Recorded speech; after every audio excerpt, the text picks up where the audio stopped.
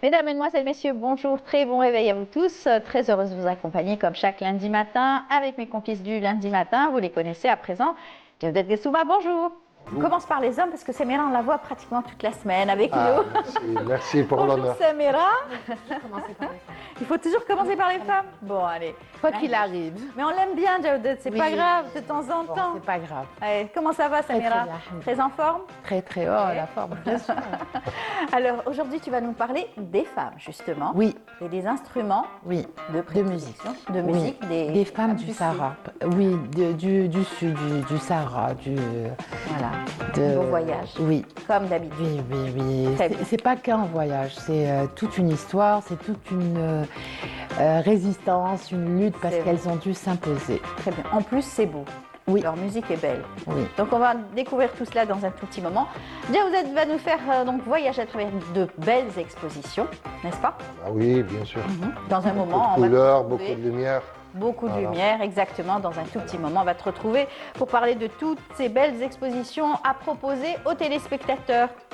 Et puis, on n'oublie pas, l'Aïd, c'est dans 2 jours, donc on aura l'occasion de fêter l'Aïd en famille, Inch'Allah. J'espère une bonne fête pour tout le monde. Mais avant, il faudra être prudent, bien sûr, pour l'abattage des moutons. Il faudra faire attention à au côté santé. Alors, nous allons beaucoup en parler ce matin. Côté santé, bien sûr, le kystidatique, c'est toujours récurrent, ça revient chaque année. On prévient, on informe. On aura justement à cet effet un maître assistant sur notre plateau en chirurgie thoracique. Il viendra nous parler des difficultés de cette pathologie. Et oui, ça touche aussi les humains. Et bien entendu, on parlera donc de cette maladie parasitaire. Oui, c'est une maladie parasitaire. On en parlera avec notre invité et on aura tous les détails pour éviter cette contamination. Et puis, on aura également à parler santé encore une fois avec un président d'association. Donc, c'est l'association artérielle pulmonaire. Donc c'est une association HTAP. Donc, c'est une association qui touche, c'est une maladie rare aussi, une maladie rare qui touche les artères. Et oui, c'est la tension artérielle, c'est ça, artérielle des artères pulmonaires. Voilà, on va tout expliquer tout à l'heure avec notre invité pour mieux comprendre, parce que c'est vrai que c'est une maladie qu'on n'entend pas trop souvent. Et puis on terminera avec aussi, côté santé, avec notre nutritionniste qui sera parmi nous pour nous donner aussi quelques conseils liés avec la perte de poids, donc le manque de sommeil aussi, et tous les conseils qu'il faudra suivre à la lettre avec Agnès Rêve tout à l'heure. Voilà, c'est tout le programme qu'on a choisi pour vous.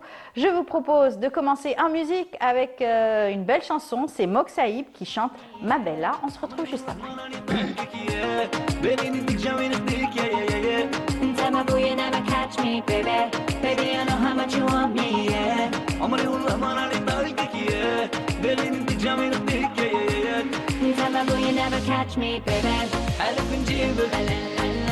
سنارة تاكلك لا لا لا كل حد نخرجك لا لا لا في عيني نحطك لا لا لا حارف نجيبك لا لا لا سنارة تاكلك لا لا لا كل حد نخرجك لا لا لا في عيني نحطك ايه ايه لا لا انت عمري وانت قلبي وانت ما بالله ايه ايه لا لا انا وياك نديرو حل لا لا ايه لا لا انت عمري وانت قلبي وانت ما بالله ايه ايه لا لا انا وياك نديرو حل لا لا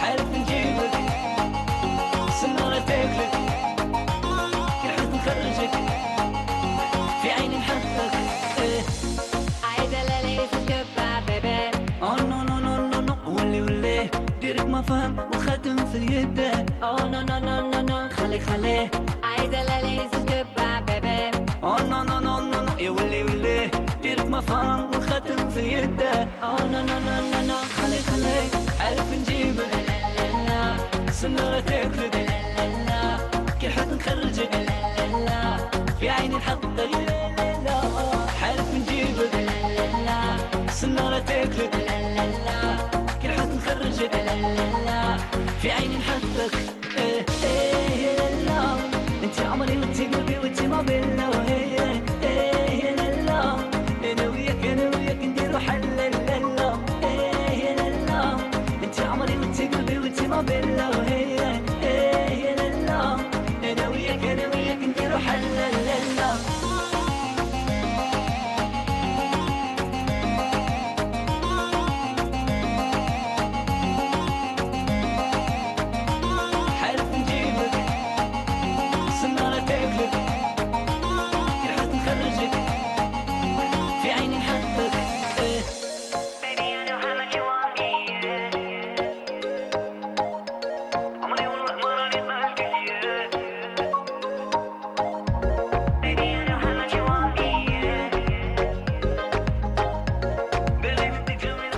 Voilà, une belle chanson de Mokshaïb qui fait plaisir à nos amis. Hein, Jawdet, t'aimes bien. Hein. Oui, Il fait plaisir. Yazid nous a dit Voilà, qu'au niveau des cascades, donc de Jaya, tu as fait la bella, il paraît.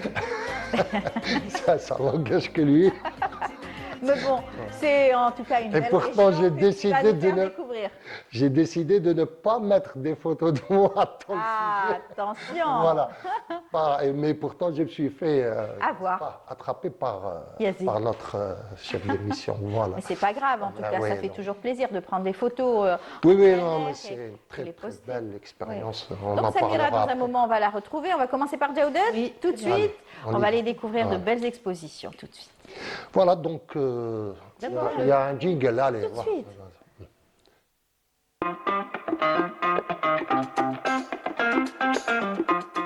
Merci Ouais. pour mon jingle. Merci, C'est Amira, gentil. merci. J'aime bien cette petite note jazzy là. Ça Tout va à bien. fait. Bien sûr. Alors, bien Voilà. entendu, on va commencer avec de belles expositions. Oui, oui, cette semaine, c'est très difficile de faire des choix. Des choix parce qu'il y a vrai. beaucoup de choses qui se passent un peu partout. Là, on est resté un peu dans les environs et on est allé voir Blue Mart Factory avec une photo, une expo photo de Mourad. Il s'est fait un prénom, lui, dans la photo, mais c'est Mourad Metahari, donc à Blue Mart Factory pour une photo. Là, je crois qu'on a un sujet de Samia Bouarour, je ne sais pas si Oui. on va passer. Et c'est où Bloma? C'est dans quelle Blue Mart galerie? Factory, c'est un peu en montant vers Poisson. Ouais. Juste après un restaurant qui s'appelle Gold, t'as Rabah. Et Non, non, t'as Rabah MBS, non. Ouais. Non, Rabah MBS. Ok. Ah, le chanteur, C'est un d'accord, resto non, Ouais, Rabah. on n'a pas besoin de faire de pub, Jawdet. Ouais. On va parler. Voilà. maintenant Non, non, de je parlais du l'exposition. chanteur, de l'artiste, parce que c'est D'accord. très alternatif, c'est ça, c'est pas, on parle pas de... D'accord. Donc ça aide bien. Par contre, voilà, donc il y a cette expo de Betahari qui regroupe vraiment des choses. Pourquoi je parlais de lumière? C'est la rue Mouiz d'Ibn Badis. Voilà, Ibn Badis, c'est corrigé voilà. par. C'est Yazid. l'ancien centre culturel italien. Juste Ah au oui, virage, oui, voilà. oui, c'est Petite vrai. galerie très très sympa et très ouverte aux expériences, c'est-à-dire il y a de la poterie, il y a de la céramique, elle expose beaucoup, Sabrina Tazmouch qui est la galeriste, expose beaucoup de jeunes talents et aussi des talents qui n'ont pas l'habitude d'être sous la lumière. Donc elle fait vraiment des choses très originales, très intéressantes. Là, on va aussi aller entre le paradoxe de la mélancolie des joies Oui.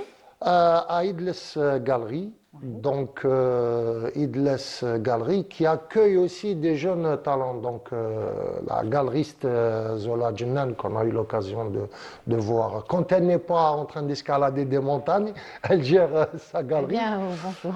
Et donc là, elle nous présente 4 jeunes talents.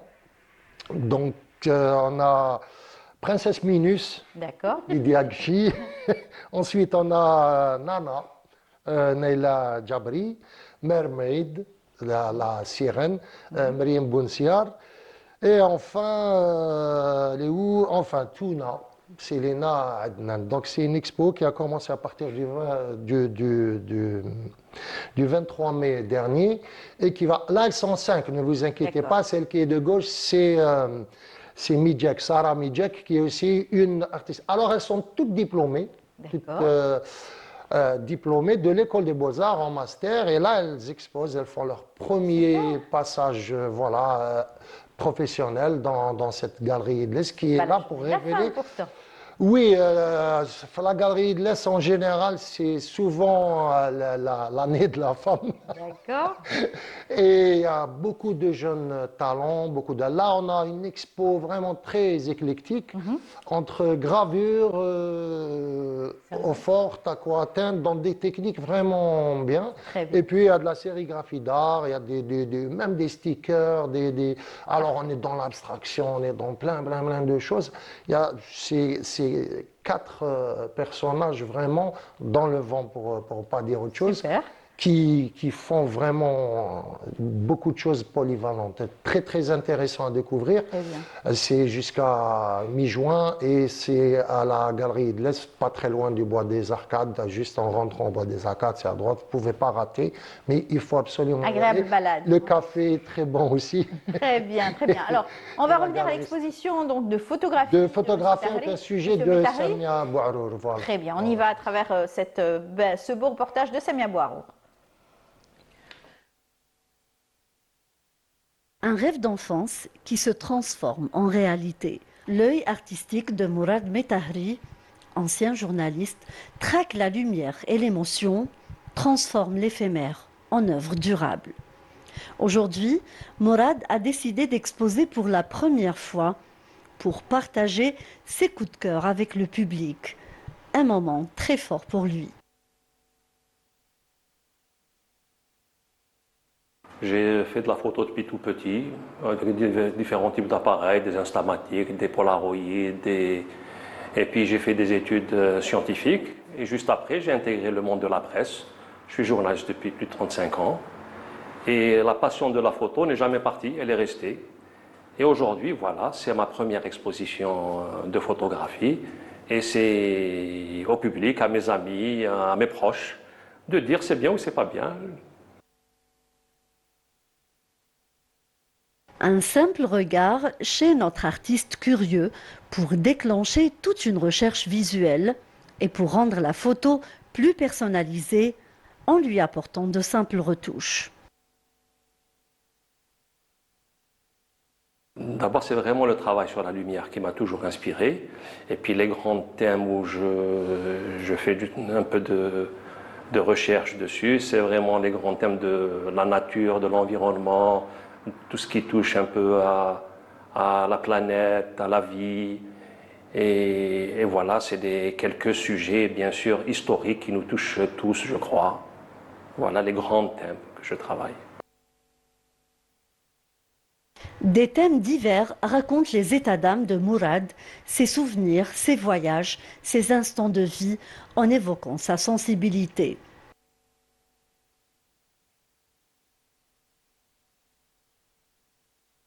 Je vais à Timimoun comme tout le monde.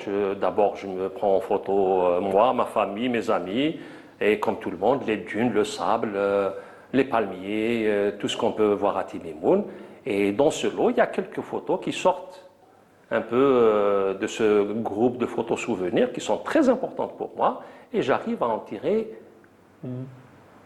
des images qui peuvent parler à d'autres qu'à moi. Pour lui, ces appareils photo obsolètes de nos jours ont servi à immortaliser des scènes précieuses et des regards profonds, en suscitant de nombreuses réflexions et interprétations. Et tout le secret est là. Ces photographies laissent notre imagination voler au gré du vent. C'est une belle exposition photo. Très en belle, tout oui. cas. C'est pour ça que j'ai parlé d'artiste photographe. J'ai beaucoup parlé de lumière. Oui. Donc lui, voilà, les sujets qui l'inspirent, il les met en scène et ça devient une œuvre d'art parce qu'il a changé de statut. C'est pas un photographe juste reporter comme ça. Oui. Il explique d'ailleurs. Il était dans très bien. l'automobile. Oui, il est dans l'automobile. La revue automobile. Oui, voilà, il a fait beaucoup un passage par la photo justement traditionnelle.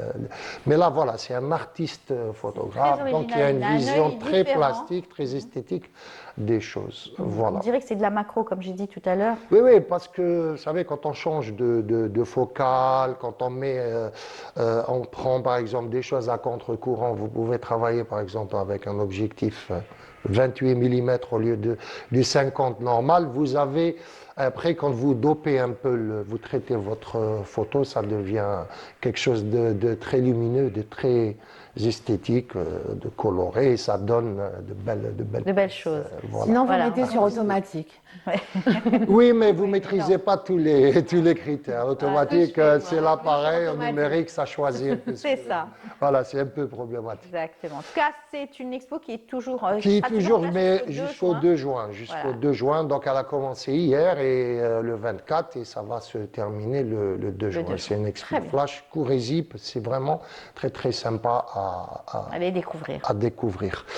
D'autres Et rendez-vous? puis, d'autres rendez-vous au musée des Beaux-Arts sur les traces de Maître Soufi à travers 80 pistes, si vous voulez, 80 escales, ou alors on dit dans le monde soufi des stations. Donc il y a 10 espaces qui comportent chacun huit travaux de Rachid Qureshi. C'est une collection du 2009. MAMA. Ouais. C'est une collection du MAMA qui est en collaboration avec le Musée national des Beaux-Arts. Marche un peu. Le MAMA aujourd'hui est devenu mobile car il est toujours en travaux. Et donc là, ils exposent un peu Rachid Qureshi dans de très belles pièces de lithographie. Donc la lithographie, c'est un travail des arts de l'estampe qui est destiné à entre guillemets, à imprimer des choses, à les sortir comme ça sur un autre format. Et donc la lithographie d'art est très très importante. Lui, il fait une écriture calligraphique, une écriture entre guillemets bien sûr, car il sort du côté linguistique pour rentrer dans l'esthétique pure. Et là, donc, il fait des portraits, des évocations plastiques sur Rabaa al-Adawiya, Farid al-Din Attar, Ahmed ibn Atallah, l'Iskandari, Ahmed Tijani, Abou Median, beaucoup de Hallaj aussi, Al-Jinali, soufis, Al-Jilani, le Hallaj. Voilà, donc il fait un peu ces stations et c'est formidable, c'est en bichromie. Et Dieu sait, comme la lithographie est très difficile quand on rajoute des couleurs. Parce que chaque tirage est superposé, donc il doit être vraiment au cordeau. Et 80 pistes comme ça, sur l'œuvre foisonnante de Rachid Qureshi, ça vaut le détour. C'est jusqu'à la fin juin au musée des Beaux-Arts. Donc, c'est à la Galerie des Bronzes au musée des Beaux-Arts. C'est juste en bas, donc dès que vous y rentrez par la station de métro, vous y arrivez tout de suite.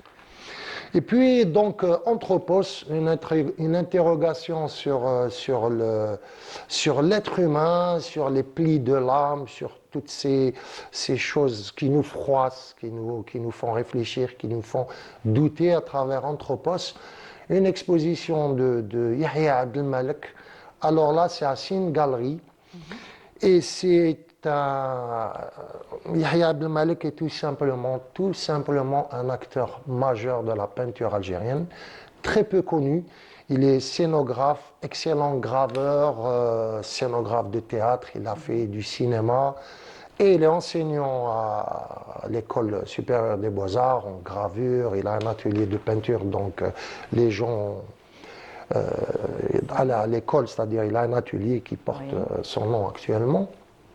Et c'est quelqu'un de tout simplement magnifique. Si vous voyez, sa peinture, c'est une peinture à l'huile et à l'acrylique avec des mix comme ça. Et il fait des pièces magnifiques avec des êtres humains. Tout ça est fait à la main, au pinceau, il gratte, il peint, il dessine. Toutes les techniques sont réunies. Et il construit, toutes les techniques sont réunies. Et justement, toute son expérience dans la gravure, dans le couteau, dans l'expression. Vraiment, c'est un manuel et vous voyez la finesse, paradoxe entre la force d'une expression brute avec la finesse du sujet. Et ça donne des choses d'une fragilité sensationnelle. C'est à la galerie Cine Art Gallery où on voit vraiment des talents qui sortent vraiment de l'ordinaire. La galeriste a beaucoup de talent dans le choix. C'est une galeriste vraiment très professionnelle. Randa Chikou est D'accord. Bah, elle est issue bien sûr d'une famille elle-même. C'est la fille à de Madame grands- Orphalie. D'accord. Voilà, donc D'accord. voilà. Ouais. Et puis on va aller juste un peu, comment نقولوا, نشللوا على عظامنا, On va juste aller. pour raconter une petite. Alors là, on a Photo. une évocation de. C'est pas une photo C'est pas une justement. photo, on arrive C'est une des peintures de Yahya Abdelmalek D'accord. avec des guérites, des choses qui sont sorties tout naturellement. Il m'a un peu raconté ça et il me dit, ça me rappelle. Tout d'un coup, ça m'a rappelé Gaza, l'enfermement, l'enclave, toutes ces choses-là. Et donc, voilà, il a décidé de l'exposer. Ça, c'est un peu un accident de ressenti. parcours, un ressenti. Voilà, c'était un accident de parcours, ces D'accord. choses-là qui sont sorties sur l'enfermement, les choses. Et puis, il m'a dit, tiens, je vais la mettre. Ça me rappelle Gaza. Gaza. C'est une ancienne peinture mais qui était dans sa Son démarche atelier. personnelle. D'accord. Très Et bien. puis là, on va terminer donc sur une petite note aquatique Oui. et épique, parce que ça a été une aventure formidable sur 300 km quand même De marche? pas de marche quand même. Non. Il y a eu donc 12 km dans la montagne en traversant, en faisant des franchissements pour aller voir les cascades de l'Alem. Je pense que les gens de la région entre Bdjaya et Sétif connaissent ça parce que c'est vraiment un exploit même au quotidien d'aller juste C'est sur bien. ces cascades qui se trouvent à peu près une douzaine de kilomètres De marche. de marche. De Voilà, parce sentier, qu'il faut arriver jusqu'au village de l'Alem et puis monter après sur ces D'accord. 12 kilomètres. Il faut être bien chaussé. Il faut être bien chaussé et avoir des choses de rechange parce qu'il y a des franchissements où vous avez de l'eau jusqu'à la taille. Ah, non, non, c'est un peu Ah, d'accord. Ah oui, oui, c'était la cascade est, la parce que cascade les est guides connue. nous ont un peu. Oui, oui, c'est des cascades. Des cascades. Il y a eu 3 ou 4 Oui. passages et chacune est sur un niveau. Et D'accord. entre chaque niveau, je peux vous assurer. En combien de temps Des nivelés Bah, sont une assez journée, importants. Aller-retour ou une journée pour y Une aller? journée, non, c'est à 300 km D'accord. d'Alger, si on considère. C'est vraiment Bivouac. presque dans les bas-bords et tout. C'est D'accord. quelque chose de magnifique. Il y a eu des gens d'ailleurs. On n'a pas vu la photo un de des Jawed, guides- dommage. Non, non, non, non, j'ai pas mis ma photo. Je ça va, rigole. il y a- J'étais dans un attention. triste J'avais un chapeau, j'avais l'air un peu ridicule. Donc, et après des escalades magnifiques. Mais le devait groupe, être fatigué. c'est-à-dire. Le groupe, Elle est c'est belle, la une bougie où Très belle. c'est vraiment du tourisme, du sport, L'exercice. d'exercice, parce qu'il vous donne des infos. On connaît la région, on a des infos, on sait quel col on a traversé, on sait quel défilé on a traversé, Super. comment il faut avoir un comportement. Quand on rentre dans les villages, on ne fait pas nos marioles, nos touristes. Elle est belle, hein. C'est toute Très, une, très belle toute une, photo aussi. voilà, un esprit. C'est un peu ce que je voulais. Ça- Et puis ça Dieu, nourrit- Dieu ça que notre nourrit pays, est Dieu que notre pays est beau. Voilà. Vraiment. Et ça te nourrit, je suppose. Ça nourrit l'âme, ça nourrit le corps. Non, tout ça. sans doute Et que puis- bientôt, et puis les prochainement, relations, les- Tu vas nous raconter tout ça sur Voilà. un bout de papier. Voilà. Sûrement, Inch'Allah. Voilà. Voilà. Donc je vous remercie. Merci, Bon Jawed. voyage Voilà, on a fait un beau voyage avec toi à travers les expositions. pour ceux Et on qui a veulent. fini avec cette belle balade pour découvrir les beautés donc de notre pays, la beauté de notre pays. On va tout de suite passer à Samira Hadjamar pour Écume et Patrimoine, tout de suite.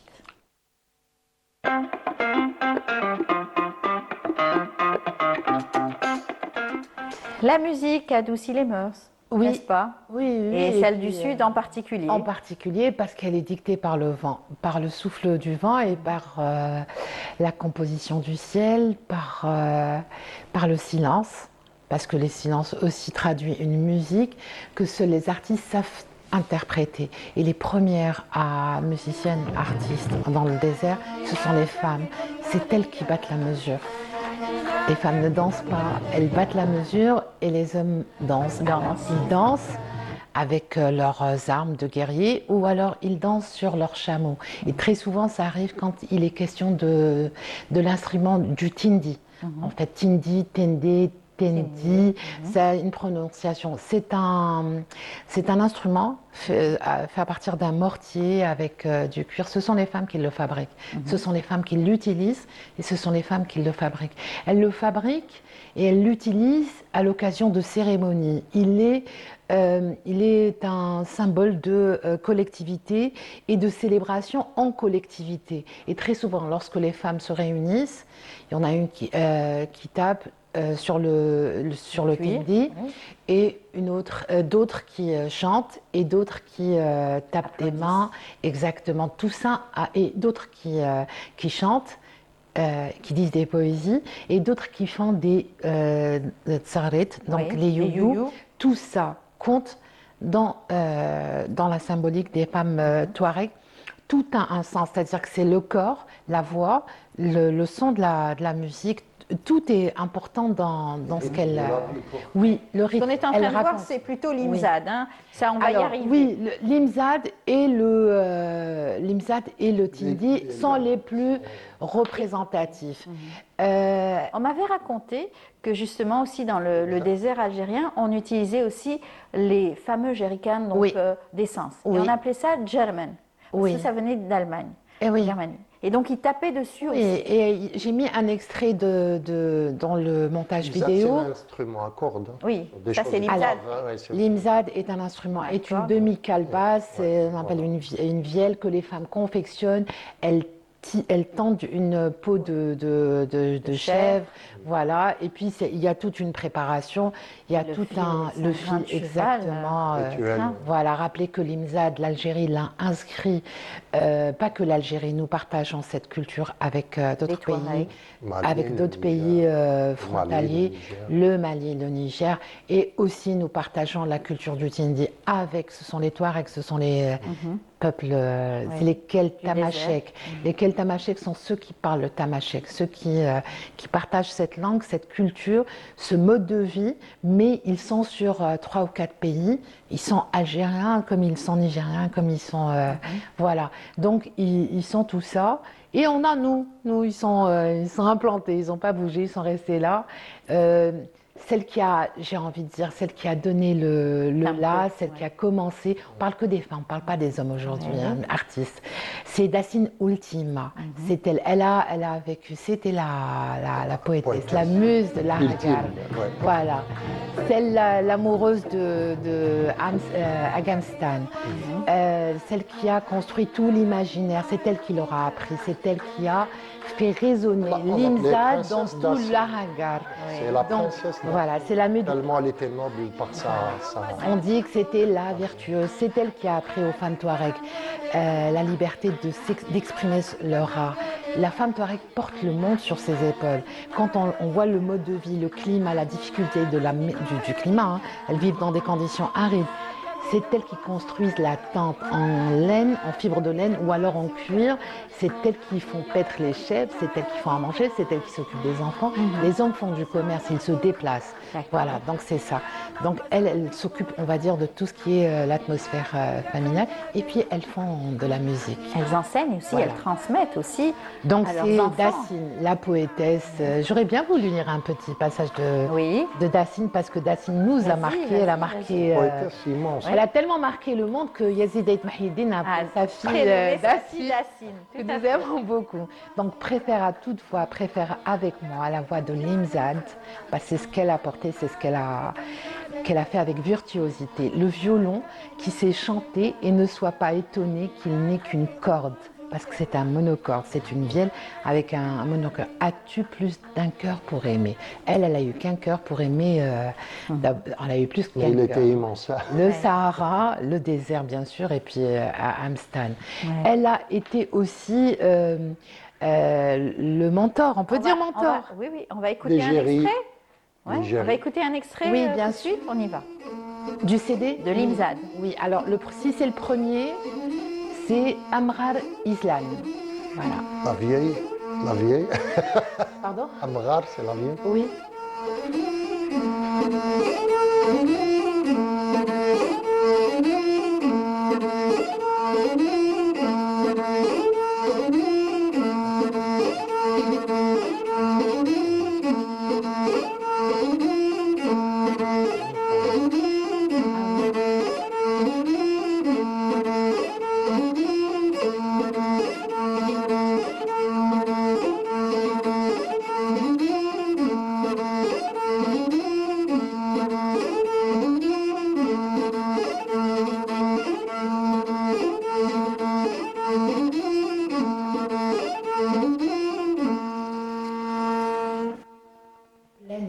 C'est ça. Oui.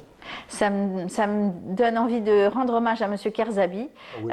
lui qui était un grand amoureux donc du désert et était directeur du parc du Tassili à l'époque, et il était aussi membre aussi de la fondation donc, du Cheval Barbe. Et lui, il m'avait dit, il faut aller dans le désert, Oui. écouter l'Imzad. Et Oui. j'avais jamais écouté l'Imzad. Il fallait que j'y aille sur place pour l'écouter. C'est vrai que c'est différent quand on est sur place. Pour ma part, c'est mon avis et il est personnel. On ne peut pas l'écouter dans une pièce fermée. On peut l'écouter dans le désert, en plein air ou dans un espace ouvert. Exactement. Parce que c'est quelque chose qui est composé à partir de l'air. Ça pourrait paraître bizarre, mais c'est des mesures qui s'expriment autrement selon l'emplacement où on se trouve. C'est vrai. Voilà. vrai. Et puis l'état d'esprit. Pour L'état d'esprit. à l'occasion du festival donc, de l'Imzad, c'était la première édition et ça avait réuni pas mal donc, de monde et c'était vraiment exceptionnel. Et Beau pour souvenir. rendre hommage, alors d'abord, Dassine a transmis son savoir et sa poésie à Tabelhout Achamouk. On l'a vu passer tout à l'heure. C'est sa nièce. Elle est celle qui a le plus, on va dire, ça a été la dernière princesse. Hein. C'était une princesse, Dassine. Oui. Donc, qui a porté la poésie ancienne, ancestrale, telle qu'elle a été transmise, on va dire, de façon la plus originale, la plus vraie, à toutes celles qui ont suivi, à Khawlen aussi, Ouais. elle Oralement. que nous avons connu, nous les avons connus. Ouais.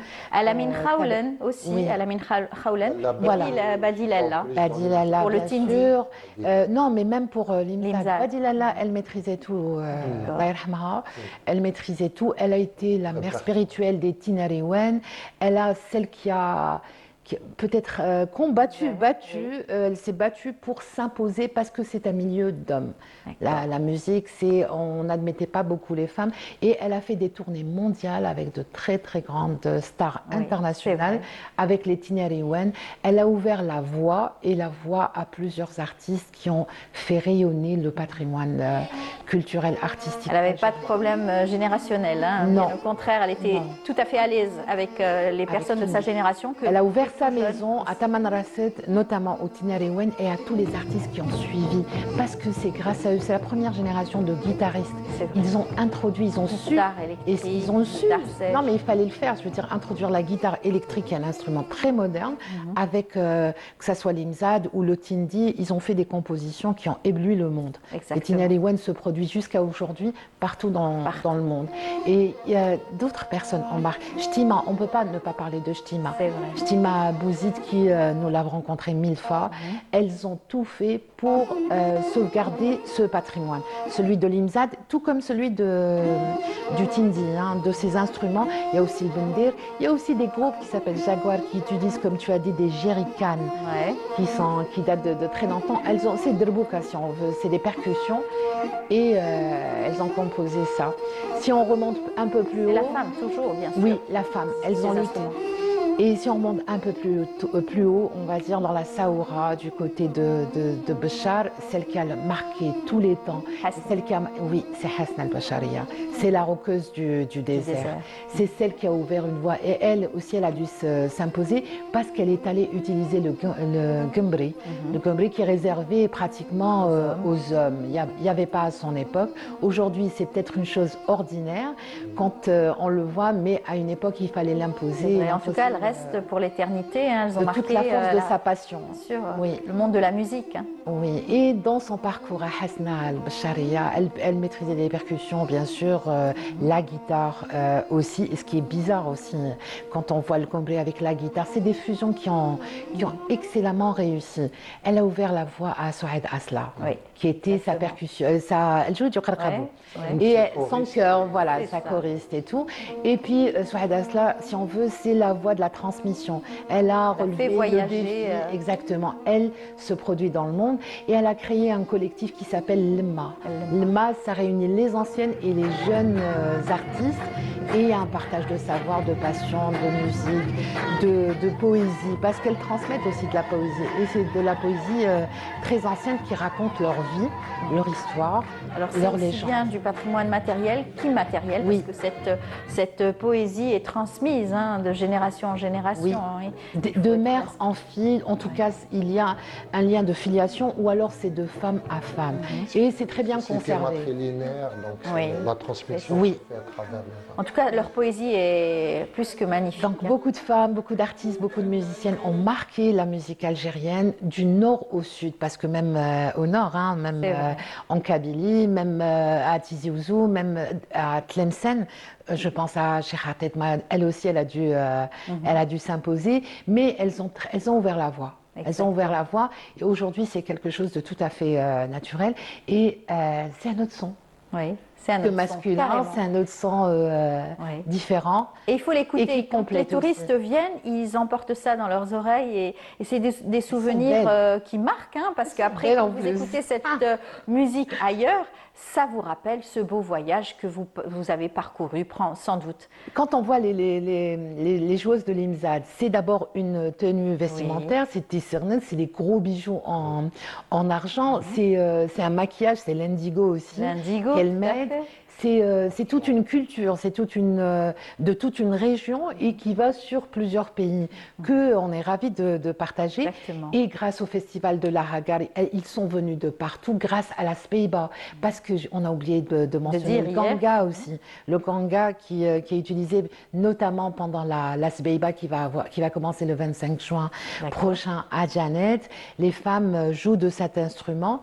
Le premier extrait qu'on a vu dans la vidéo, c'était à Janet à l'occasion de la Speiba l'année dernière. Ça a été filmé.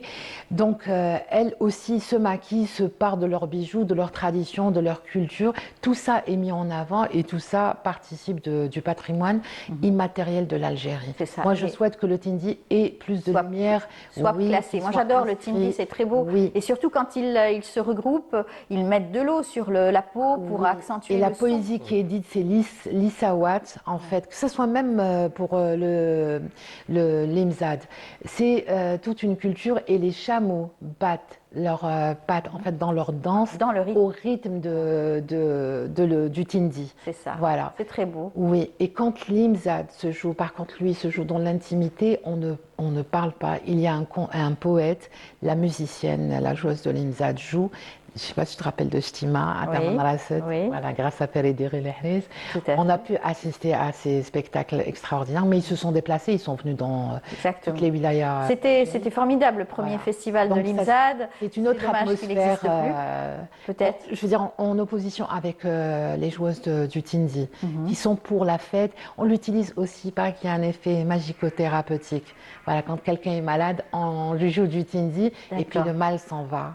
Très bien. En tout cas, c'est toujours beau d'assister Oui. et d'être parmi toutes ces personnalités donc de cette musique du Sud. Hein, Oui, n'est-ce et pas en fait, c'est l'expression de toute la richesse du patrimoine musical, artistique, patrimonial, immatériel de l'Algérie. Puis ça compose, c'est l'instrument, c'est les bijoux, les vêtements, tout ça, C'est ça. la parole, paroles. et Ouais. puis la poésie, Poésie. et puis les régions. Ouais. Et je ne connais personne qui n'aime pas. Ce qu'on peut faire, c'est Oui. acheter ce genre de choses. C'est Ce vrai. sont des coffrets qui ont été faits par le ministère de la Culture sur plusieurs années. Ce sont, on va dire, des anthologies qui regroupent. C'est pour la transmission, c'est pour la conservation, la continuité. On a plusieurs CD qui sont à l'intérieur. Ils ont fait ça pour tous les styles de musique. C'est beau, c'est Oui, très beau. pour que ça perdure. D'accord. Très bien. En tout cas, j'espère que ça sera donc plus visible. En tout cas, c'est formidable pour attirer encore le tourisme. Oui. Ils adorent ce dépaysement carrément et ça donne envie d'écouter une autre musique. Ça calme.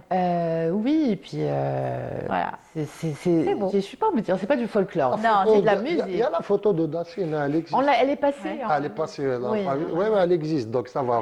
Au moins, on est sûr Parce que Dassine- qu'elle a existé. Tout à fait. C'est Elle était début belle. 20e siècle. Voilà. Elle était belle aussi. Oui, dans la région de la Hagar. Merci beaucoup Samira pour ce beau voyage à travers la musique bien de chez nous, du sud algérien. Mais qu'on partage en tout cas. aussi avec l'Afrique, peut-être dire que c'est aujourd'hui La journée mondiale de l'Afrique. On célèbre la journée de l'Afrique et qui mieux que cette musique, ces régions pour représenter tout l'art et le patrimoine C'est ça. africain. Eh bien, on va continuer à rester dans le beau et dans l'algérianité, bien sûr, avec cette belle exposition.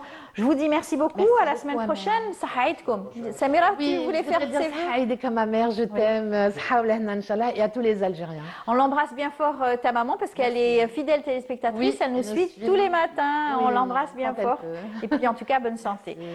Jawdet, tes vœux? Oui, bah, ça arrive comme à tout le monde. Bah, moi, j'attends mon mouton, le SMS. Ah bon? J'espère qu'il va Ok. arriver. En tout Voilà, cas. bah, je dis à tout le monde, ça arrive comme un bon courage. Saha Oulahna. Voilà. En tout cas, À toute c'est- l'équipe, nos collègues. Bien sûr, à toute l'équipe, aussi. tout à fait, qui sont là toujours À à nous Amira, chouchouter notre et fille faire qu'on adorable. travaille dans de bonnes conditions. Et puis voilà, on parlait du beau. Cette fois-ci, une belle exposition de peinture. Ça s'appelle Jazairna. C'est une, c'est un Walid reportage, Karim tout à fait, de l'ami Abed Bouda. On se retrouve juste après. Et si notre patrimoine se racontait autrement? Avec Walid Teguiwert et son exposition Zaïrna, les lieux se réinventent, les formes se transforment et l'Algérie se dévoile sous un regard nouveau. Zaïrna, pour moi, c'est notre Algérie, comme le nom indique. Je voulais, en quelque sorte, revisiter les endroits, les wilayas que j'ai visités durant mon enfance ou avec ma famille aussi. Et pour moi, Zaïrna, ça fait partie de l'Algérien. J'ai travaillé sur des sujets de la Kabylie, notamment l'olivier, sur la résistance de la Kabylie.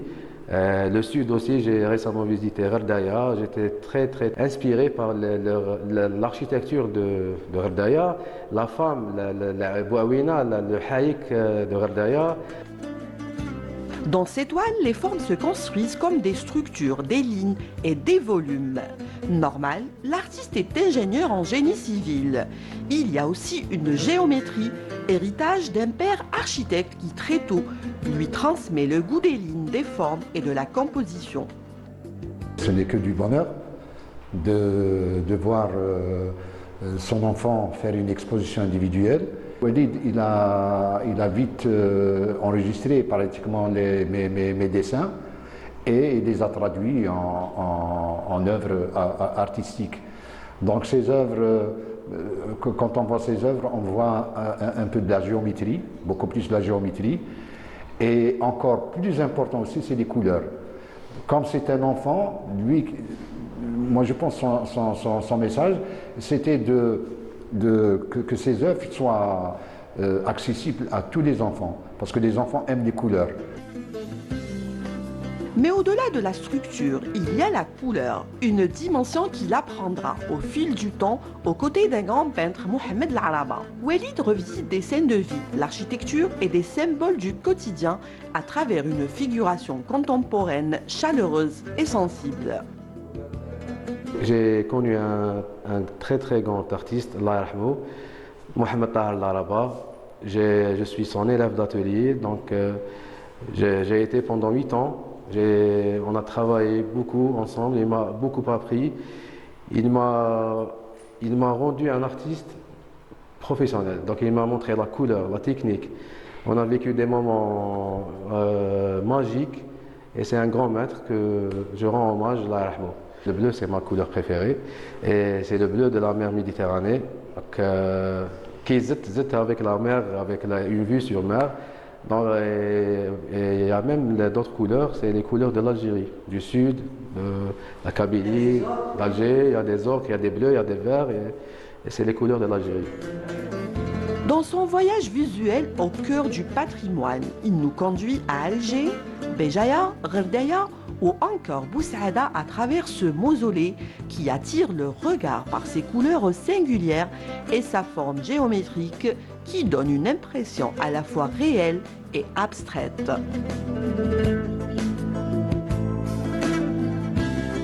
Derrière chaque toile, une histoire, une émotion, mais surtout un travail considérable, celui du directeur artistique qui a orchestré chaque détail. Donc c'était un honneur de travailler avec lui. En travaillant dans cette expo, en fait, j'ai eu de l'inspiration à Zaïrna al-Qadima. Donc vous trouvez de la typo du titre Zaïrna, c'est une typo ancienne. Donc il y a un travail de recherche. Donc ce que j'ai essayé de faire, moi et Walid, c'est de prendre le patrimoine algérien ancien, vintage, et le moderniser, mais sans toucher à son âme. Donc, garder l'énergie de Zaïrna. Derrière sa jeunesse, une maturité artistique étonnante, un style bien à lui et une vision singulière qui annonce un parcours prometteur. Voilà, c'était une très belle exposition de Walid Tiguiwart. Vous aurez l'occasion de la suivre encore une fois parce qu'elle est toujours en place. À présent, nous allons ouvrir une page santé avec nos invités. Comme je vous l'ai dit en tout début, nous nous apprêtons à célébrer Eid al-Adha. Et bien sûr, quand on parle de Eid al-Adha, on parle aussi donc de l'immolation d'un mouton, du mouton, d'un bœuf, d'un veau. Et bien sûr, il faut pratiquer cela avec beaucoup de précautions et surtout des conseils sanitaires. Pour nous en parler, nous avons avec nous Monsieur Mohamed Riyad Isnasni. Voilà, bonjour et bienvenue. Bonjour madame. Vous êtes donc maître assistant en chirurgie thoracique au CHU de Mustapha. Vous êtes là pour nous donner quelques conseils, surtout comment éviter cette pathologie. C'est une maladie parasitaire, le kyste hydatique. Absolument, oui. D'ailleurs, je vous remercie tout d'abord pour votre invitation. Et pour le kyste hydatique, c'est une zoonose qui reste un problème de santé publique en Algérie. Zoonose qui veut dire des vers. Qui veut dire une maladie qui se développe et est transmise par les animaux. C'est ça. Je vais vous donner les détails. Cette zoonose, elle est due à un agent causal qui s'appelle l'Echinococcus granulosus, dont l'hôte définitif, et quand je dis hôte définitif, c'est-à-dire celui qui héberge définitivement ce parasite, c'est le chien. Et à partir du chien et les déjections de ce chien, il va souiller nos pâturages, les eaux, et la contamination. Voilà, l'herbe.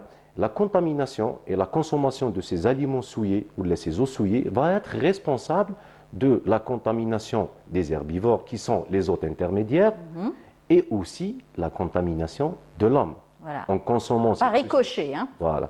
En consommant ces eaux souillées ou bien ces aliments souillés par ces déjections-là, l'homme va être contaminé par ce parasite. Et on aura le développement de ce qu'on appelle le kyste hydatique du poumon, qui peut être localisé, parce que la localisation la plus fréquente, c'est le foie, et la deuxième plus grande localisation, c'est le poumon, et qui fait notre pratique quotidienne au niveau du service de chirurgie thoracique. Certes, on faisait à peu près plus de 100 malades par an. Les 4 dernières années, en me disant, on est arrivé à avoir 60 cas par an. C'est dû probablement à l'augmentation de l'information par rapport à cette pathologie et le niveau intellectuel de la population qui a. Il faut toujours donc sensibiliser autour de cette pathologie, cette maladie. Il y a des régions où c'est des régions agro-pastorales, donc il y a beaucoup d'élevage. Voilà, je voulais vous parler de ça exactement. Cette pathologie, oui, son incidence, elle avoisine à peu près 1 à 3 cas par 100 000 habitants chaque an. Mais on a un pic dans les zones rurales. C'est-à-dire les zones où il y a fort pâturage. Là où il y a de forts pâturages. C'est là où on a plus de cas de kyste hydatique. La particularité de cette pathologie qui est le kyste hydatique, c'est une pathologie latente. Ça veut dire qu'elle reste asymptomatique pendant un bon moment. Voilà. La plupart des cas découverts, c'est de découverte fortuite. Qui veut dire qu'il y a un patient qui a un rhume ou un syndrome grippal qui va consulter et hop, on a le diagnostic de ce kyste hydatique du poumon après avoir fait une radiographie thoracique de face. Cependant, certes, c'est la modalité la plus fréquente de découverte, mais comme elle est latente, la découverte de cette pathologie, c'est les formes compliquées. C'est-à-dire le malade, il va faire des hémoptysies, c'est-à-dire il va cracher du sang, comme ils m'ont parlé. Ça va toucher, si ça touche le poumon. Voilà, si ça touche le poumon, ça va donner des crachats hémoptoïques. Ça peut se manifester avec une vomique, c'est-à-dire l'émission à travers la bouche dans un effort de tout, par une eau qu'on appelle eau de roche, c'est-à-dire le contenu de ce kyste. Voilà. D'accord. Et justement, si le kyste reste rond comme ça va. Mais s'il éclate, c'est plus difficile encore. C'est l'étape d'un kyste compliqué. D'accord. Quand on le découvre fortuitement, généralement c'est un kyste sain, mais à partir du moment où il devient symptomatique, c'est-à-dire ce kyste-là, il est compliqué. Alors on est en train de voir à l'image un foie contaminé. Voilà, oui, absolument, c'est un foie contaminé par... c'est la forme larvaire. La forme larvaire. C'est le mouton qui a consommé cet embryophore émis par le chien, D'accord. il va se développer au niveau des abats de. Et c'est du mouton. visible, hein, on le C'est voit. visible. C'est-à-dire qu'aujourd'hui, on montre ça aux téléspectateurs pour ceux qui vont donc abattre donc, Voilà. leur bête et ils vont trouver au niveau donc, des abats, par exemple, ce genre de kyste. Il faut absolument l'enterrer, il ne faut pas le consommer.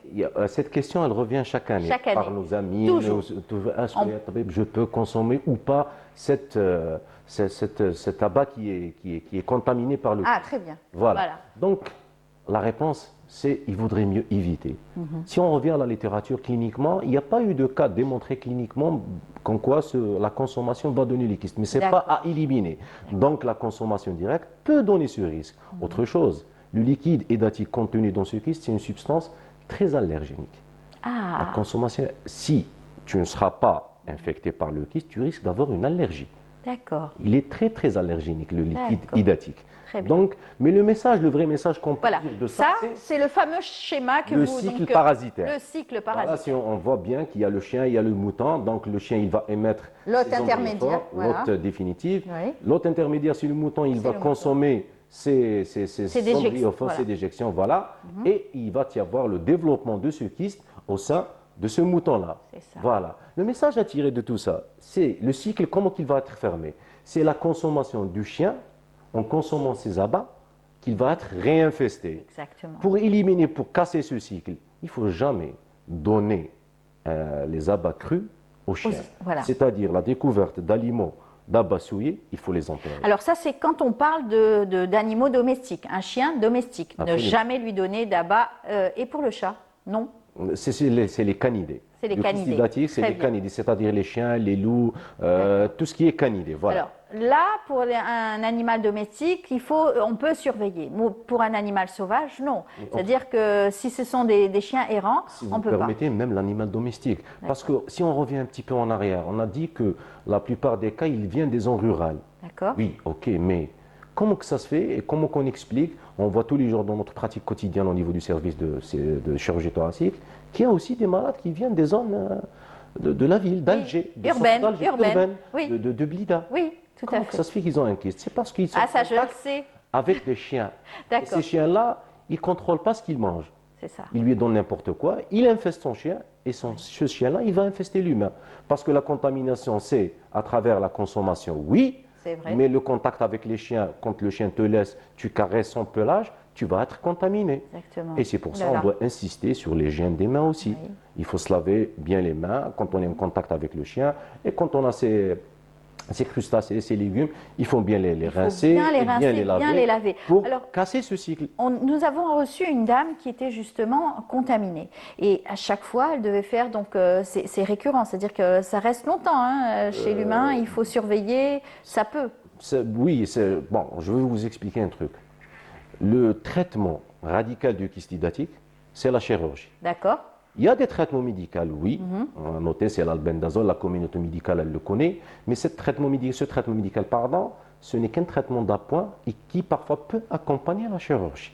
Mais le traitement, c'est la chirurgie. Maintenant, on reçoit un malade, on l'opère.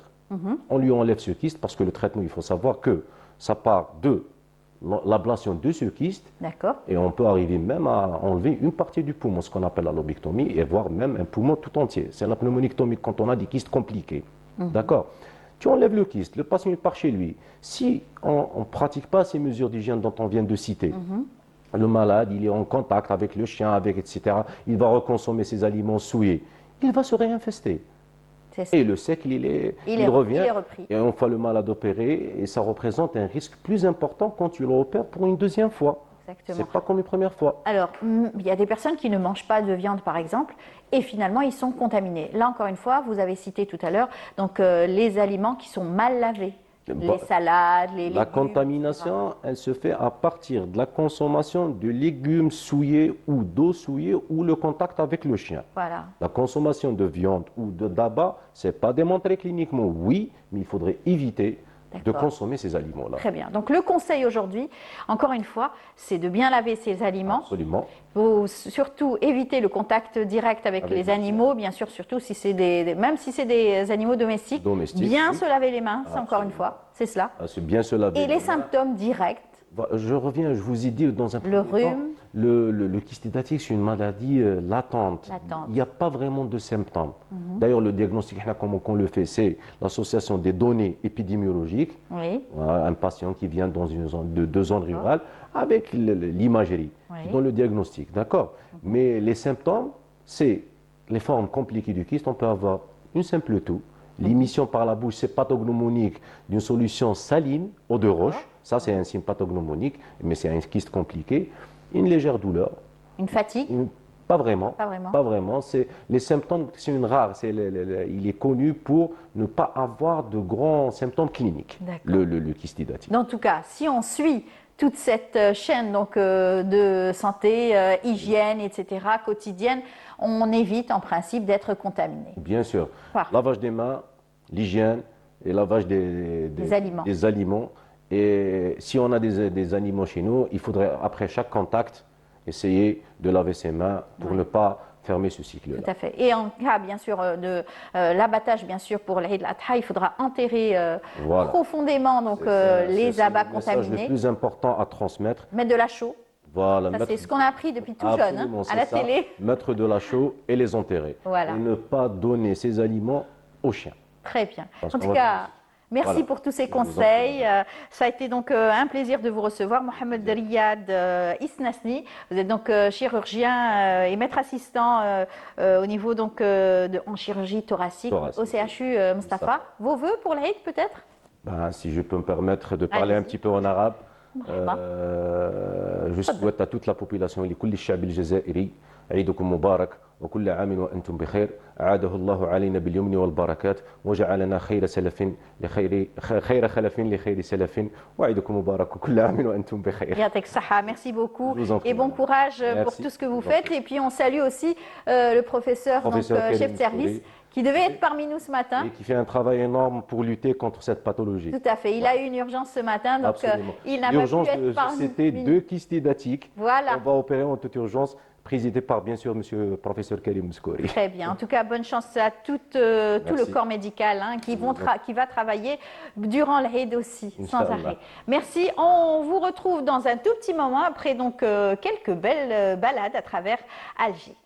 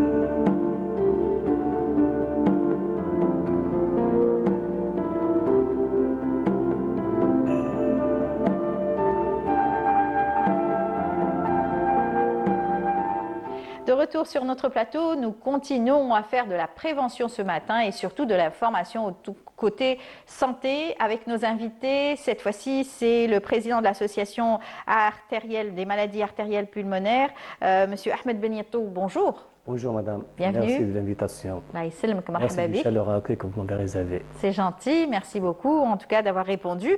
Vous êtes là pour nous parler d'une maladie qui est une maladie rare, mais qui fait quand même quelques dégâts, surtout côté santé, beaucoup de dégâts.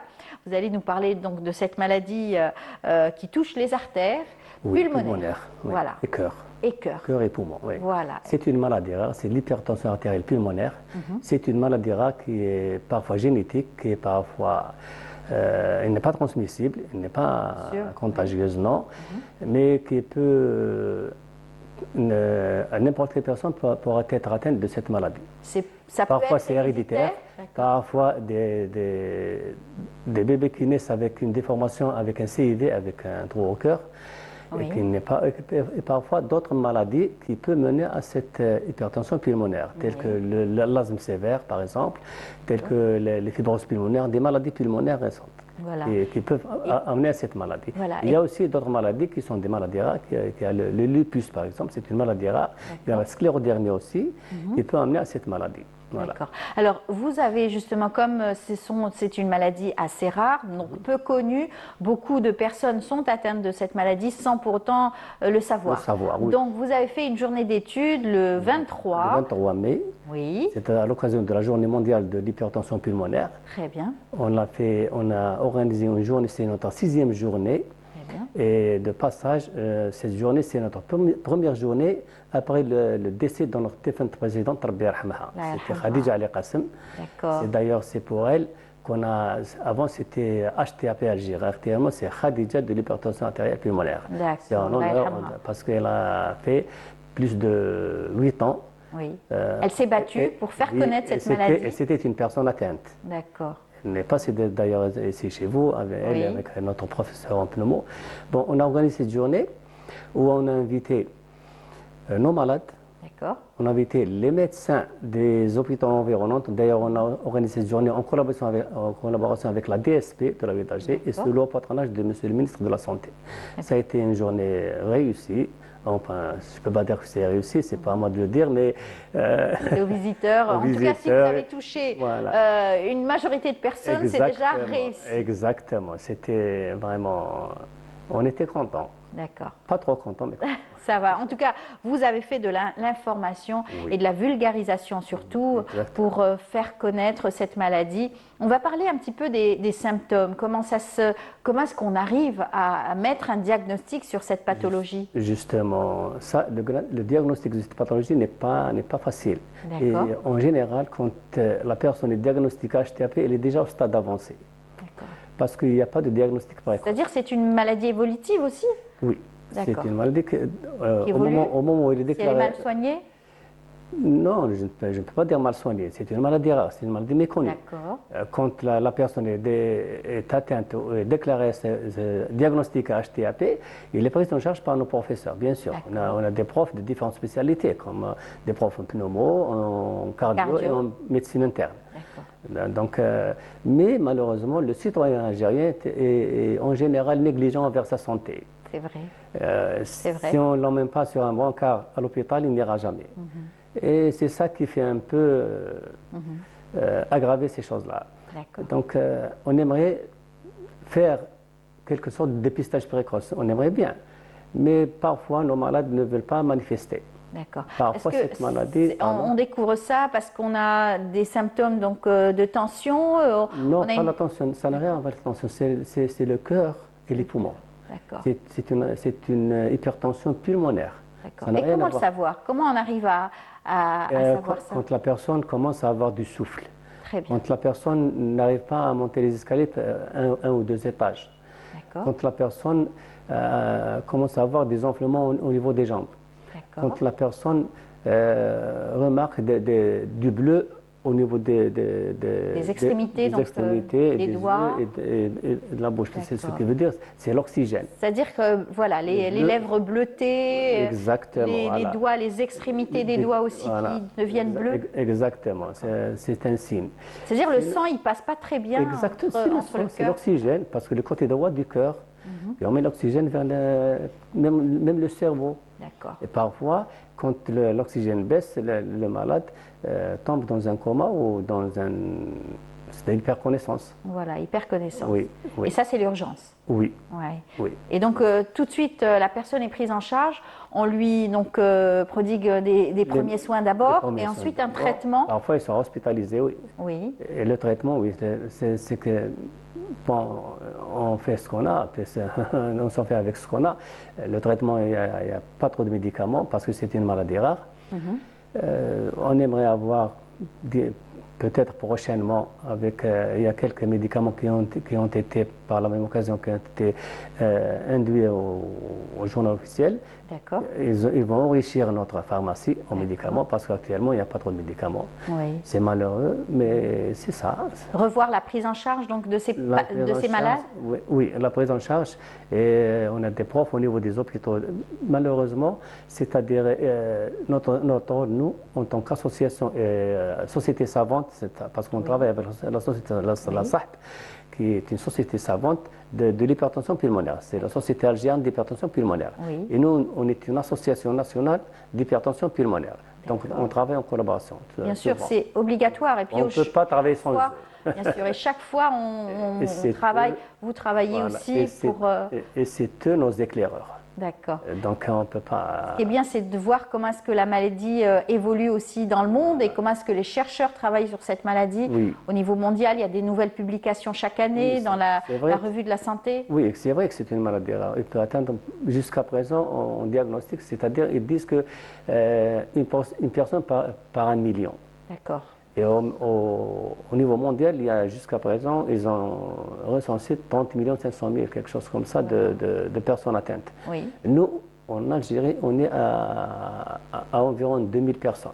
Donc il n'y a pas de moyenne d'âge. Hein. Ce n'est pas comme la tension artérielle à un certain... Ils peuvent naître avec l'HTAP. On peut naître avec s'il y a une malformation cardiaque, par exemple. Il y a des bébés qui naissent avec une HTAP. Et c'est ça qui me fait peur à moi. Oui. Des bébés qui naissent avec une maladie pareille, une HTAP, d'ici quelques années, 10 ans, ces malades devront des adultes. Donc, le taux de malade c'est une maladie handicapante va être quand même. Multiplié. Hein. Oui. C'est une maladie handicapante qu'on doit vivre, avec laquelle on doit vivre. C'est vrai que c'est un handicap organique, mais c'est un handicap. Oui. J'ai toujours dit, un handicapé moteur, si on ne lui donne pas une chaise roulante, il ne mourra pas. Mais un handicapé organique, en HTAP, si on ne lui donne pas un appareil d'oxygène, il ne pourra pas vivre. C'est vrai, c'est très handicapant pour la personne qui doit donc se déplacer. Ça dépend des métiers qu'ils exercent, etc. C'est pourquoi il faut informer autour de cette maladie. C'est ça notre rôle, c'est de former et informer. C'est ça. Bon, informer les secteurs sanitaires ou le citoyen à part entière pour qu'ils savent c'est quoi cette maladie. Former les malades comment se prendre en charge, former les parents de malades comment prendre leurs enfants ou leur papa ou leur maman en charge. C'est pas facile quand vous avez un bébé qui a une insuffisance d'oxygène et qui ne pourra pas respirer. C'est vrai. Ça fait partie des nourrissons qui naissent avec des malformations cardiaques qui doivent être pris en charge, opérés quelquefois, heureusement. Dans donc la chirurgie fait des miracles. Dans les 3 mois qui précèdent son naissance, il doit être opéré. Exactement. D'après nos cardiologues. Tout à fait. Voilà. Donc en tout cas, grâce à votre association, vous faites donc de l'information, de la vulgarisation pour essayer donc de rassembler tous ces malades atteints donc, de cette maladie rare on fait de notre mieux. Et mieux les prendre en charge. Exactement. Voilà, en tout cas, bravo. On a fait une journée, c'était une journée bien réussie, mais d'après les avis des visiteurs, on a eu près de un taux considérable de médecins généralistes qui sont venus. Et les personnes... C'est grâce à la DSP, bien sûr. Tout à fait. Et les personnes qui ont donc, ces symptômes se sont reconnues peut-être grâce à vous et vous avez peut-être sauvé des vies comme ça. Oui, mais on a même sauvé des vies. Vous savez, le citoyen algérien ne connaît pas l'oxygène. Il le connaît juste pendant la Covid. Nous, on le connaît bien avant. Bien avant, exactement. En tout cas, Bishfal Kul Mordan, Inch'Allah, tous les patients qui ont cette pathologie, j'espère qu'ils vont trouver donc une bonne prise en charge et des soins surtout. Pourquoi pas? Un dernier mot. C'est mon espoir ou mon vœu d'avoir un hôpital HTAP en Algérie. Pourquoi pas? Ben voilà, c'est vos souhaits. Dans l'immédiat, j'aimerais bien qu'on nous aide à stabiliser ou à mettre dans chaque hôpital au niveau de nos wilayas un service HTAP. Pourquoi pas? Parce que pour le moment, votre message est passé. Parce que pour le moment, nos malades nous viennent de loin. Quelquefois. Eh bien, Inch'Allah, ça sera en tout cas reçu. Un dernier mot, vos vœux pour l'Eid, peut-être, rapidement? Je vous remercie d'abord. Merci à vous. Et je remercie le staff médical, notre staff médical, avec nos professeurs. Je remercie aussi la DSP qui nous a aidés vraiment d'une manière considérable. Et mon vœu c'est qu'il y aura peut-être un jour un remède pour cette maladie qui est incurable. Merci beaucoup. Or que le remède, c'est la greffe chez nous, Makash. Oui, Inch'Allah, ça va venir. En tout cas, à bientôt et Saha Eid. Allah yasselmek, Eidkou Mubarak, Eid Ouzid, Allah yasselmek. Je vous invite tout de suite à apprécier cette chanson de l'artiste Mohamed Mahammar qui fait une belle reprise de la chanson de Meskoud, Abdelmajid Meskoud, Allah yarhamou. On se retrouve juste après.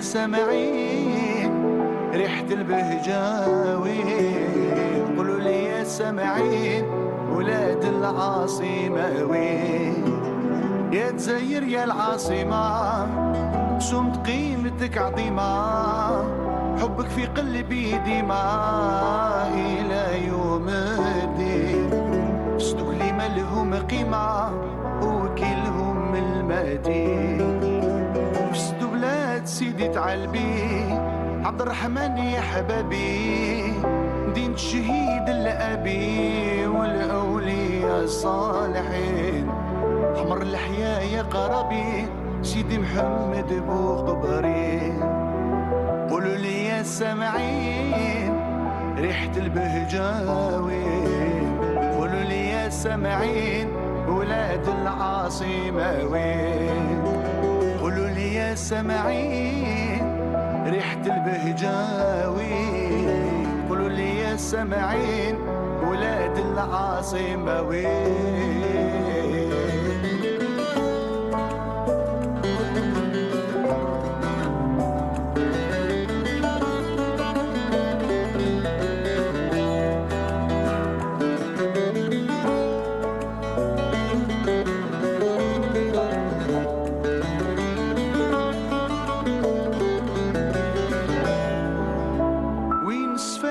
الجلسات وين الشيخ والمسمعات التقديم بالزغراتات ومكاحل بوزندين والقصايد والقصات De retour sur notre plateau, j'espère que vous avez apprécié cette chanson. On va continuer à travers donc nos conseils santé aujourd'hui. On va le faire avec notre amie Ania Sril dans sa rubrique santé et bien-être.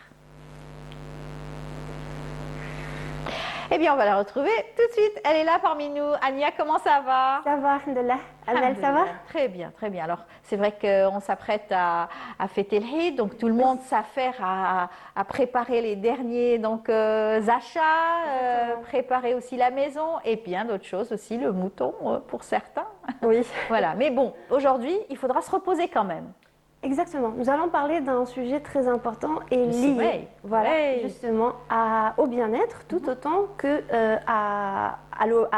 au poids, à la nutrition. Et justement, c'est le sommeil. Le lien entre la qualité du sommeil et la prise de poids. Et le lien est réel. Il est bien là. C'est vrai. C'est vrai. Voilà. Donc, on pense souvent, dès qu'on parle de prise de poids, de gestion de poids, plus précisément, pas seulement évidemment pour l'esthétique ou non, c'est évidemment pour la Pour forme. la santé. On ne parle pas d'un poids, on ne parle pas de minceur ou de maigreur, on parle de poids santé. D'ailleurs, on appelle ça un poids de forme. C'est un terme beaucoup plus, on va dire, scientifique. C'est un poids de forme, c'est-à-dire un poids adapté déjà à notre taille, mais aussi au fait qu'on se sente plus en forme. Il y a des personnes, si ces personnes-là, si la personne perd trop de poids, même si elle est dans un IMC correct, c'est-à-dire un IMC qui est correct, elle n'est pas en état de maigreur, elle est correcte, mais elle va se sentir pas assez en forme parce que ce n'est pas un poids qui lui est adapté, tout simplement. Donc on parle d'un poids de forme qui reste sain, et il n'y a pas que les régimes, il n'y a pas que cette restriction alimentaire ou l'éviction de tout ce qui est gras, sucré. Il y a le stress, mais aussi la qualité de son sommeil. Vous allez me dire comment? On est très perturbé, on dort très mal. On a toujours donc l'inquiétude, le stress qui revient le soir. Exactement. Et le sommeil, pourquoi d'ailleurs? Pourquoi c'est important? Par quel lien physiologique c'est important? Eh bien, par plusieurs, il y a plusieurs causes à cela. Déjà, le cortisol. On sait que lorsque notre qualité de sommeil notre sommeil est perturbé, il y a dès le réveil un taux de cortisol élevé. Et le cortisol est une hormone qui est bénéfique, qui a assez bien fait, mais en excès, ça va, on va dire, se retourner un petit peu contre nous. C'est un peu comme la prise de corticoïdes au final, c'est le même type d'hormone. Et ça va donner des fringales, ça va donner une envie de sucre, ça va donner de la prise de poids, une gestion différente du stockage de graisse. Carrément, ça a un impact direct physiologiquement sur le stockage des graisses. Et de ce fait, le lien déjà est établi entre manque de sommeil, élévation du taux de cortisol et stockage excessif de graisse. Il y a aussi d'autres hormones qui sont impactées par la qualité de sommeil. Il y a les hormones de la faim et de la satiété. La gréline, par exemple, est une hormone qui est sécrétée surtout, pas que, mais surtout par l'estomac, surtout lorsqu'il est vide, pour justement donner cette faim, donner ce signal. Ce qu'on appelle vulgairement fringale. Voilà, donner ce signal au cerveau pour dire que l'estomac est vide, il faudrait peut-être le remplir. Donc ça nous donne cette sensation de faim. Et la gréline, lorsque le sommeil est perturbé, lorsque nous ne dormons pas suffisamment, et je vais l'expliquer comment il faut dormir, car ce n'est pas juste la quantité d'heures, donc la gréline va augmenter. Et ça va nous donner encore plus de sensations de faim. Et c'est un cercle, on va dire cercle vicieux, c'est-à-dire stress lié au cortisol lié au stress, la gréline qui va augmenter, et donc plus envie de manger et plus envie de sucre. Elle est perturbée, elle n'est pas juste élevée de façon normale lorsque l'estomac est vide, elle est élevée parce que nous n'avons pas suffisamment dormi. Il y a un impact direct. Voilà. Il y a aussi un impact sur la leptine qui est, elle, l'hormone de la satiété, c'est l'inverse, et qui est sécrétée par des cellules adipeuses surtout. C'est-à-dire que lorsque nous stockons, notre corps stocke suffisamment de graisse, les cellules envoient, notre corps est vraiment bien fait au final, donc envoie un signal au cerveau pour dire c'est bon, peut-être suffisant, on va peut-être s'arrêter là. Et puis le temps aussi donc, de mastication, tout ça, il faut donner le temps au cerveau d'assimiler que finalement notre estomac est bien plein. Exactement, donc ce n'est pas que le contenu de notre assiette, c'est aussi tout ce qu'on fait à côté, la façon de mâcher, la façon de déglutiner. Exactement, et aussi de dormir, on y arrive. Donc, comment bien dormir? Il ne s'agit pas que de respecter les 6 à 7 heures, mais il faut aussi respecter, vous savez, notre corps est réglé sur une forme d'horloge biologique réelle. C'est vrai. C'est-à-dire que si on dort à minuit ou si on dort à 9 heures, ce n'est pas la même chose. D'accord. Entre 9 heures et minuit, notre corps va vraiment se reposer, récupérer, et c'est là que ça se joue. C'est ça que le métabolisme va se reposer, on va dire. Et donc, il faut dormir suffisamment, mais aussi dormir suffisamment tôt pour pouvoir profiter. D'ailleurs, c'est des cycles d'1h30, les cycles de sommeil, entre le sommeil lent, le sommeil paradoxal, et c'est des cycles qui vont se répéter tout au long de la nuit. Et justement, pour avoir suffisamment de cette partie de sommeil réparateur, où nous ne sommes pas agités, où nous ne sommes pas dans une forme de sommeil superficiel, pour en avoir suffisamment, il faut justement dormir plus tôt, on va dire vers 10 heures, pour ne pas exagérer. Pour certaines personnes, c'est beaucoup, 9 heures. Donc, dormir suffisamment tôt, au moins 2 heures avant minuit, et se lever tôt, il n'y a pas de souci avec ça, mais pour que notre métabolisme se régule hormonalement avec l'horloge réelle que notre corps a, il faudrait suffisamment dormir, bien dormir, ne pas avoir trop d'écran avant les l'endormissement, écrans, de le caféine, bruit, un moustique qui vous dérange. Il faut quand même prendre ses précautions, évidemment. Un bon matelas aussi. Un bon matelas, tout à fait, la chaleur quelquefois. C'est ça, tout ça qui nous perturbe. Voilà, pour les la lumière qui est aussi vraiment, qui dérange quelquefois. Même une infime petite lumière peut déranger certains. La qualité Il y en a qui préfèrent la lumière qui est trop blanche, oui, ça peut donner des problèmes d'endormissement à certaines personnes. Et il y en a, c'est le contraire. Ils ne dorment pas s'ils n'ont pas une lumière, quelquefois. Là, on va plus rentrer dans le côté rassurant. Une toute petite veilleuse avec une lumière un petit peu pas trop blanche, un petit peu jaunâtre, très beige, on va dire. Là, ça donne une lumière tamisée. Voilà. Ça rassure plus qu'autre chose. Mais la lumière en elle-même, un excès de luminosité, oui, surtout celle des écrans, ça peut perturber le sommeil. La caféine aussi, après une certaine heure. Évidemment, les boissons énergisantes, on va éviter ça. Tout ça, les personnes qui vivent en pleine ville, et là ils sont perturbés par le bruit parce que la ville ne dort jamais pratiquement. Hein. Exactement. Les il y a toujours bruits des de solutions. voiture. Il y a toujours, je pense que des stop bruit.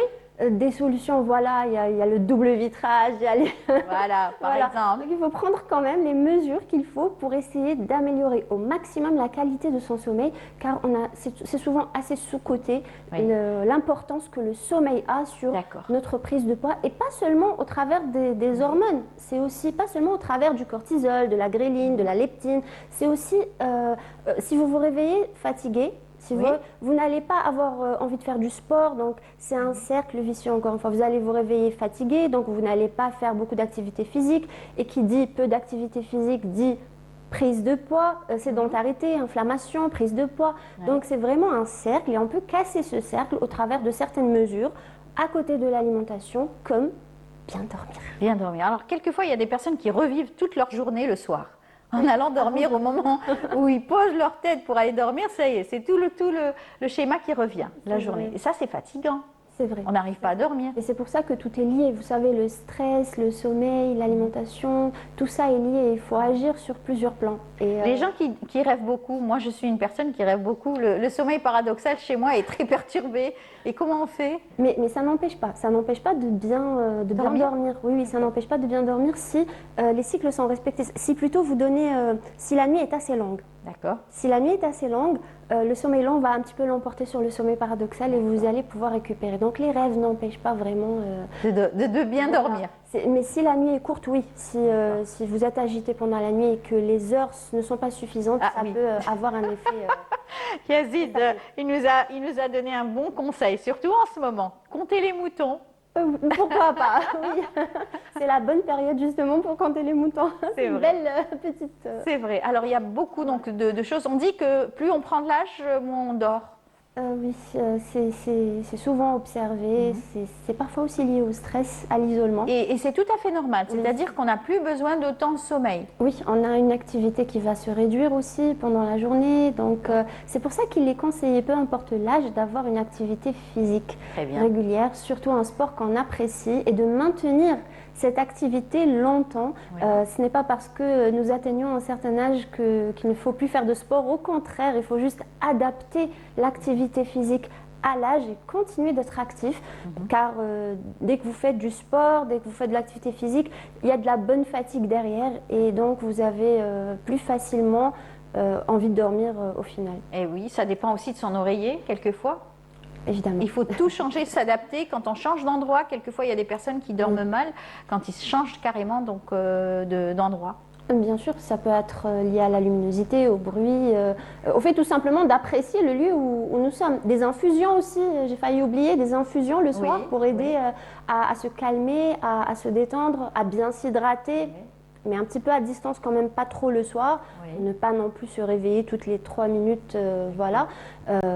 Quand on mange mal ou trop le lourd, soir, oui. c'est très mauvais pour bien dormir. Exactement. Pourquoi? Parce que notre énergie va être complètement sollicitée par le... Vous savez, c'est un deuxième cerveau. On appelle ça scientifiquement comme ça, comme le deuxième cerveau, le tube digestif, car il y a beaucoup de terminaisons nerveuses et justement, toutes ces hormones qui sont sécrétées par le tube digestif sont liées directement au cerveau et c'est pour cette raison qu'il y a un lien fort entre la digestion, le taux d'énergie, la sensation de bien-être, la clarté mentale et le stress. Donc oui, lorsque votre repas est lourd, normalement avec tout ce qu'on a dit jusqu'à ce jour, c'est bien compris que le soir, nous devons manger léger. On peut se permettre au déjeuner, il n'y a pas de souci, mais le soir, pas forcément une soupe, mais que ce soit moins gras, évidemment moins sucré, sinon ça va forcément altérer la qualité de notre sommeil.